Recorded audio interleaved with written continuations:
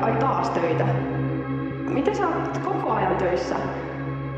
Siis me hoidettiin koira yhdessä ja nyt me ollaan taas lähdössä kahdestaan. Me ei ikinä vietetä aikaa yhdessä. Sä et oo ikinä kotona, sä oot aina vaan töissä ja kun sä tulet töistä, niin sä oot vaan väsynyt. Mulla on sua ihan hirveä ikävä. Eikö sä vois tehdä jotain muuta? Keksi joku uusi työpaikka. Mulla on keikka. Mulla on keikka.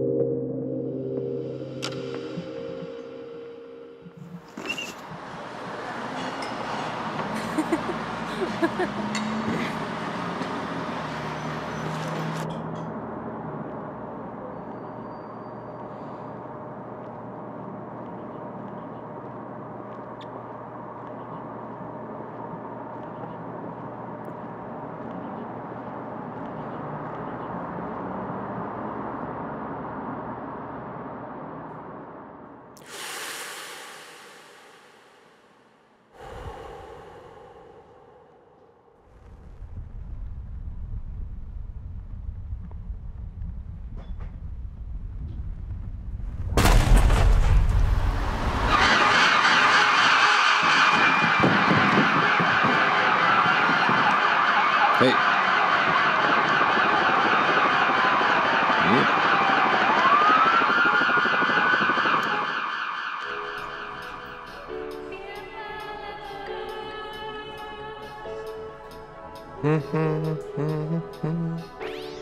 Jos et ois sanonut,